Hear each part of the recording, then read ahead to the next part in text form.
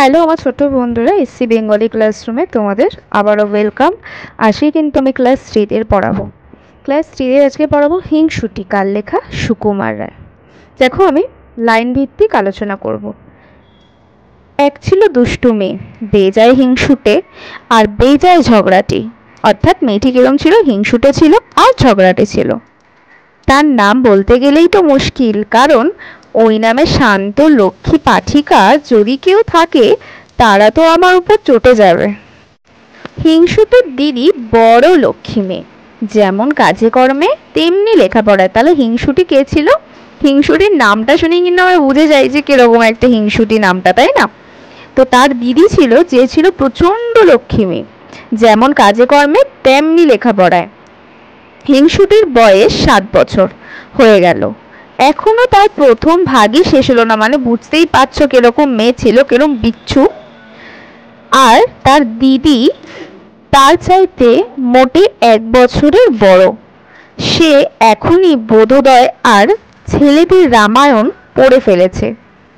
ইংরেজি first book তার কবে শেষ হয়ে গেছে। হিংসুটি কিনা সবাইকে হিংসে করে, সে তো দিদিকেও হিংসে করে। তার মানে বুঝতেই পারছো যে সে কিরকম হিংসুটি। দিদি স্কুলে যায়, প্রাইজ পায়। হিংসুটি খালি বকুনি খায় আর শাস্তি পায়। মানে হিংসুটি খালি বকুনি শাস্তি পায়। দিদি যে বছর ছবির বই প্রাইজ পেল আর হিংসুটি কিচ্ছু পেল না, তখন যদি তার অভিমান দেখতে, সে সারাটা দিন ফুপিয়ে ফুপিয়ে গাল ফুলিয়ে ঠোঁট বাঁকিয়ে বসে রইল, কারো সঙ্গে কথা বলল না।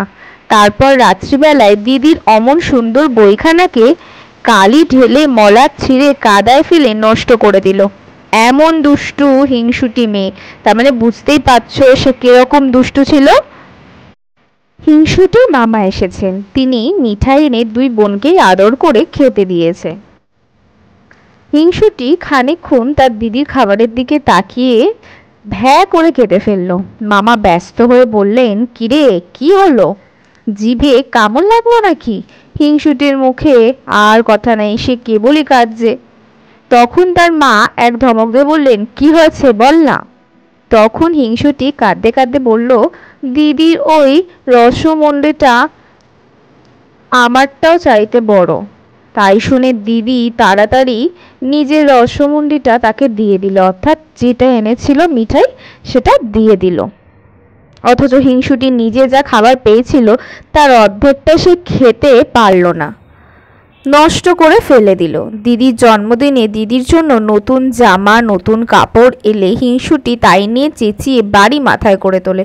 তার মানে বুঝতেই পারছো সে তার নামটা একদম অ্যাপ্রোপ্রিয়েট তার জন্য। একদিন হঠাৎ হিংসুটি তার মায়ের আলমারি খুলে দেখে কি, লাল জামা গায়ে, লাল জুতো পায়ে, টুকটুকে রাঙা পুতুল বাক্সের মধ্যে শুয়ে আছে। হিংসুটি বলল, দেখেছো দিদি কি দুষ্টু, নিশ্চয়ই মামার কাছ থেকে পুতুল আদায় করেছে, আবার আমায় না দেখিয়ে মায়ের কাছে লুকিয়ে রাখা হয়েছে।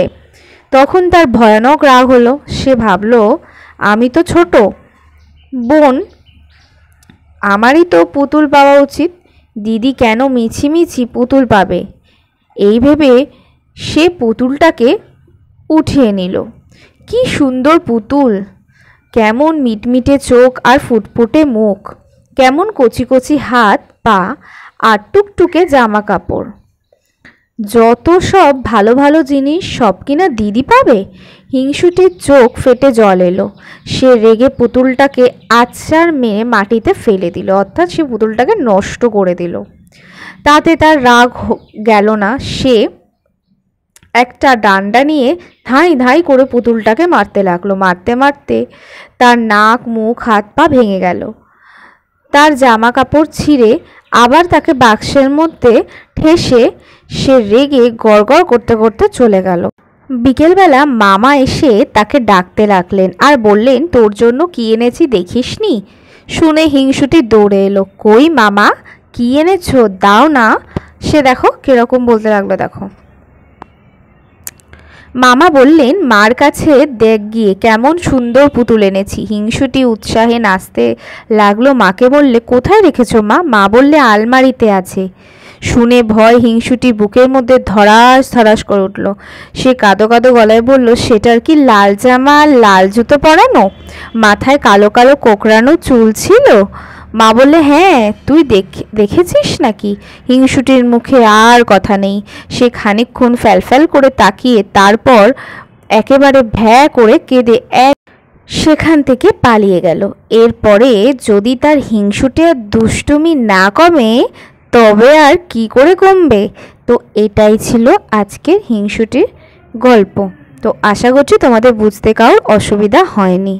আর অবশ্যই সাবস্ক্রাইব